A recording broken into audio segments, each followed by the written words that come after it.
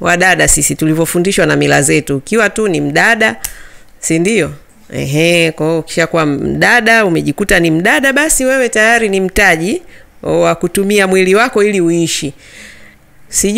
Yani siongei kwa kupepesa, kwa sababu kusudi langu mimi kuwepo ni kuwasaidia wanawake watoke huo upande, waje kwenye upande wa kutumia nguvu zao, akili ambazo Mungu amewapa kwa njia ambayo ni halali, yenye baraka mbele za Mungu, ili uweze kufungua milango ya baraka kwenye maisha yako. Lakini utakavyotumia hiyo njia nyingine ambayo sisi tunaichukulia ya kawaida, lakini sio njia ya kawaida. Na sio njia ya kawaida, mimi nimejuaje? Neno la Mungu linasema, si ndio? Tunakatazwa kufanya hayo mambo ya uasherati, uzinzi, vitu vya shortcut. Ni kutaka mafanikio ya haraka ambayo hujafanyia kazi. Lakini kwa bahati mbaya huaga hatupati mafanikio na hatujifunzi. Mtu anapata mimba ambazo hakujiandaa kulea watoto, anapata magonjwa, anaishi kwa depression. Sio maisha ambayo utajisikia proud. Sio maisha ambayo utajivunia, utajisikia nayo amani. Ni maisha fulani ambayo wewe mwenyewe unaona aibu, kwa sababu Mungu hakuweka huo mfumo kama mfumo wetu wa kuishi. Kwa hiyo kwenye mradi wetu na kwenye harakati zetu hizi kwa ujumla wake, tunachojaribu kuwasaidia wanawake ni kuziona fursa katika mfumo ambao Mungu ameuweka, kwa sababu huo ndio mfumo ambao utakupa amani na utapata baraka katika kazi zako, kwa sababu Mungu wetu amesema anabariki kazi za mikono yetu, lakini ambazo ni halali. Sawa. Kwa hiyo hii kazi kwetu sisi ni kazi ya halali, ni kazi yenye baraka sana mbele za Mungu. Unaenda kuhudumia watu wameumbwa na Mungu. Unaenda kuhudumia watoto ni baraka. Watoto bado ni wadogo, hawajajitambua.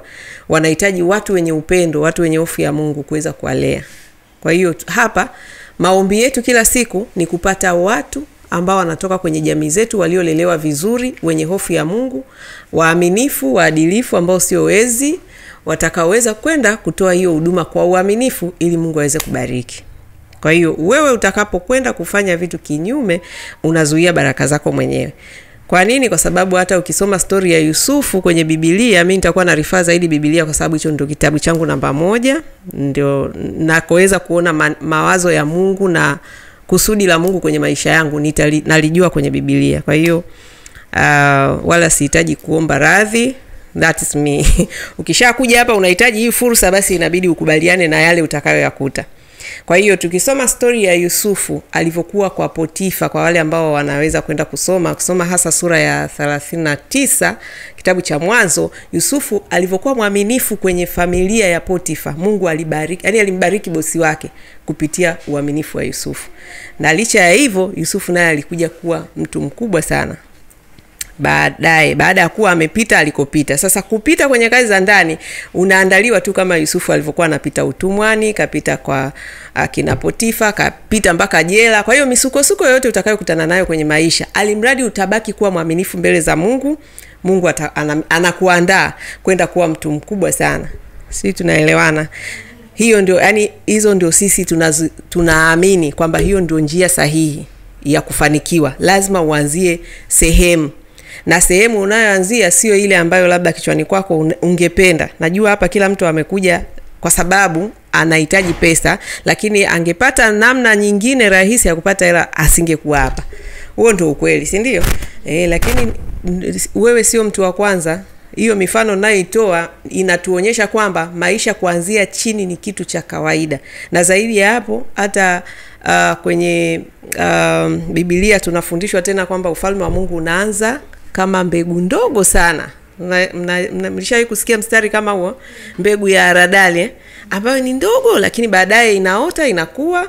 Manake ndio hivyo. Ndio maana mimi nimeandika kwa ajili ya kuwafundisha wengine kwamba mimi nimeanzia zero up to hero. Now I'm a superwoman, I have my life, naishi maisha yangu ninayotaka kama mnavyoniona. Si ndio?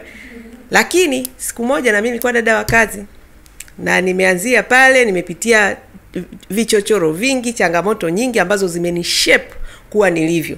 Hata kuweza kuwashauri, kuwaongoza, kuanzisha mradi kama huu ni kwa sababu kule nilikopita Mungu aliniandaa kuja sasa hivi kuwa kiongozi wenu, kuwaonyesha njia. Nimeandika hiyo kitabu changu, okay? Kwa hiyo nachotaka kuwasaidia ni kwamba njia ambayo umekuja kuipita ni njia ambayo Mungu amekuandikia, sio wewe mwenyewe. Kwa sababu neno la Mungu linasema Mungu alikujua toka wapi?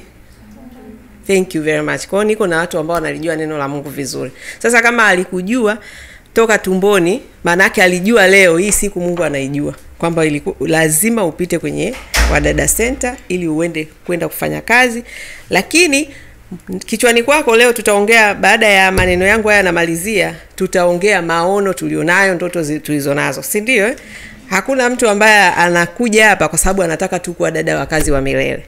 Wote waliozungumza kwenye hii meza, kila mtu anakutajia maono alionayo kuhusu hatima yake. Anataka kuwa mfanyabiashara mkubwa, mwingine anataka kuanzisha duka, mwingine sijui saluni, mwingine kuna vision ambayo Mungu amekupa, kwa sababu hata hiyo vision huwezi kuifanya mwenyewe. Anayekupa hayo maono ni nani? Ni Mungu.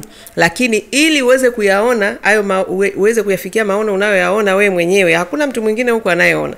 Na ndio maana upaswi kumsikiliza mtu anayekwambia usiende kufanya hiyo kazi au hiyo kazi gani. Wewe ndio unayeona unachokifanya. Usiruhusu mtu wa nje ambaye haoni kitu alichokuwekea Mungu kwenye maono yako yeye akwambie kitu cha kufanya. Lakini kwa sababu ya kutokujua, watu wanasikiliza watu wa pembeni. Mtu anajua kabisa hii kazi inaweza kumsaidia, lakini mtu wa pembeni anamwambia kazi gani bwana, kazi za ndani. Lakini wewe moyoni mwako unajisikia kabisa hii kazi mimi nikifanya itanipa hatua, ila unaogopa kwenda kufanya kwa sababu unasikiliza. Sasa unatakiwa usikilize ahadi za Mungu, manake usome sana neno la Mungu ili neno la Mungu lijae ndani yako. Usitoe nafasi kwa maneno ya wanadamu, kwa sababu wanadamu siku zote ni watu wa kukatisha tamaa. Mimi mwenyewe hapa wanasema achana tu na huo udalali wa dada wa kazi. Sasa niache wewe, utanipa wewe kula? Niache nirudi kijijini kwetu? Kweli hiyo ni akili? Siwezi kuacha kazi yangu ambayo Mungu amenipa. Najua nitafika mbele zaidi, lakini ili nifike mbele zaidi ni lazima nipite hapa nilipo. Na ili nifike hapa nilipo leo, ilikuwa lazima nianze kwenye kazi ya nyumbani. Kwa hiyo mimi najitambua kwa sababu nasikiliza zaidi neno la Mungu kuliko maneno ya wanadamu. Na hicho ndio kitu ambacho natamani sana wadada wajifunze, kusikiliza zaidi sauti ya Mungu, neno la Mungu, kuliko unavyosikiliza maneno ya wanadamu. Ukifanya hivyo na ukafanya wajibu wako, sio kwenda kuomba Mungu alafu unarudi nyumbani unalala. Maana hizo ndio zimekuwa sasa hivi staili za watu wengi ambao wanasema wanamjua Mungu. Wao kazi yao ni kukimbizana tu na makanisa. Anawajua wachungaji wote. Anajua na kila mchungaji staili yake. Mwingine anauza maji, mwingine anauza mafuta, mwingine sijui yani kila mtu ana staili yake. Mwingine anagawa hela. Lakini wewe huo muda wote unaozunguka na makanisa unafanya kazi gani? Kwa sababu Mungu anataka wewe akubariki, lakini anabariki nini ikiwa wewe ni mtu wa kuzunguka unasubiri miujiza? Kwa hiyo natamani sana, ndio maana moja ya kitu kikubwa sana nilichoamua kukifanya na uhakika kabisa Roho Mtakatifu aliniongoza kufanya hivyo, ni kwenda kusoma kwa undani zaidi kuhusu neno la Mungu ili niweze kutoa hii huduma. Yaani kuna watu walifikiri nataka kuanzisha kanisa, nasema na kanisa linaitwa Wadada Center kwa sababu pale watu wanapita na lazima niwape mwongozo ambao umenyooka wa kuweza kuwasaidia kufika salama wanakokwenda, ambako ni kwenye maono yao. Kwa hiyo hayo ndio maneno yangu ya utangulizi ya kuwakaribisheni kwamba hapa mmekuja sehemu ambayo ni sahihi, lakini ni lazima ufanye unachotakiwa kufanya. Na hicho unachotakiwa kufanya ni kwenda kuchapa kazi. Hii biashara ya kusema mabosi wana magubu, mabosi nakwambia wana sijui nini, maneno yanakuaga mengi. Hayo ni maneno ya watu ambao hawajitambui. Na mabadiliko yanaanza na awareness. Kazi yangu ninayofanya hapa ni awareness. Ukijua namna sahihi, hautakuwa na hayo mawazo ambayo ni ya watu maskini. Ukianza kusema bosi ana gubu, hizo ni fikra za kimaskini, utarudi huko. Kwa sababu hata huyo bosi wako huko ofisini kwake huwa anagombezwa, huwa anasemwa. Na hasemi bosi wake ana gubu, anarudi kazini. Tulikuwaga mpaka na rais ambaye alikuwa anawasema mawaziri, watu ambao wamesoma na ni viongozi wakubwa. Sasa walikuwa wanasemwa hadharani. Mnamjua mheshimiwa aliyetangulia mbele za haki. Alikuwa akisimama nini moto unawaka, si ndio? Lakini wale walikuwa, sijawahi kusikia mtu ameresign, ameacha uwaziri wake au nafasi yake kubwa alionayo ya ofisini kwake kwa sababu kasemwa. Kwa nini wadada wa kazi wanakuwa na tabia hizo?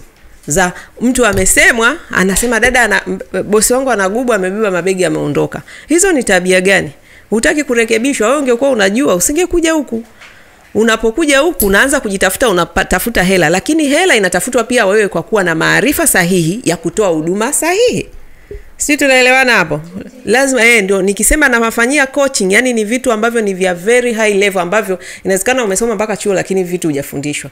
Why? Kwa sababu mimi Mungu ameniita mimi kama mimi na amenipa hiyo neema ya kuweza kuwa na utambuzi huo. Utazunguka kote, lakini unapokuja kwa Joyce Kiria ni mmoja tu dunia nzima. Sisi tunaelewana. Kwa hiyo nataka twende tukafanye kazi, na hii sio tu kwenye hii kazi ya ndani, hata utakapoendelea na biashara zako. Kwa sababu mimi nilipotoka kwenye kazi za ndani nimeendelea na shughuli zangu, sijawahi kurudi nyuma. Na hicho ndicho ninachokitaka kwa wadada wanaopita kwenye huu mradi. Niwaambukize hiyo spirit ya mafanikio. Sio ya kuanza kuwa negative. Unaposema bosi wangu anagubu, you are negative. Jiangalie, mimi bosi wangu kwa nini analalamika? Kwa nini amenisema kwa hichi kitu? Hata kama umegombezwa, unapofanya vitu unaharibu vitu vya watu, hausitarajie bosi atakuja na kuchekea, si ndio? Lazima atakusema, lazima yani atakuwa katika mood ambayo sio nzuri. Lakini haimaanishi kwamba yeye anakusudia kukusema. Hakuna bosi anayetaka kukasirika na wadada kila saa, ni kwamba tu haridhishwi na utendaji. Na wewe chukulia lile kama darasa, kama somo kwako, kwamba nikifanya kazi kwa huyu bosi, kwa kuwa mimi uwezo wangu ni uko chini na uwezo wa bosi wangu uko juu, nitajitahidi kufanya kwa kadiri anavyopenda, kwa sababu hivyo ndivyo nitakavyokuwa mimi najipandisha daraja.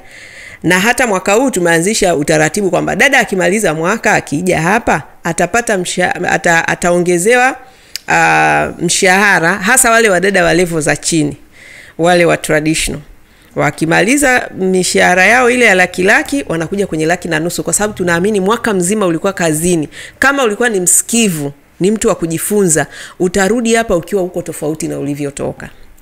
Sisi tunaelewana hapo kwa hiyo kwa ufupi huo ndio mradi wetu unavyofanya kazi. Na hizo ndio fikra na mitazamo tunayoitaka. Hao ndio watu tunaowataka. Watu wanaotaka kuja hapa na kutuletea shida na kutaka kulelewa kimayai hatuwataki kabisa. Hapa mimi nataka masuperwoman wenzangu. Kinachonitofautisha mimi na wewe ni kwamba mimi nimekutangulia tu. Nimeanza kazi zamani na nimekubali kujifunza mpaka sasa hivi. Ndio maana unaweza kuona na upeo mkubwa, kwa sababu nimejifunza. Sijaenda tu miaka inaenda tu afu sijiongezi chochote. Ndio maana moja ya mafundisho yangu kwa wadada ni kwamba unapoongezeka umri, ongeza na maarifa, kwa sababu hata Biblia inasema watu wangu wanaangamizwa kwa kukosa nini? Maarifa. Kwa hiyo hakikisha unakuwa umri na kichwani unakuwa, ili na mfuko uweze kufanyaje? Kukua. Mfuko hautakuwa kama hapa kichwani hamna kitu, utapata shida.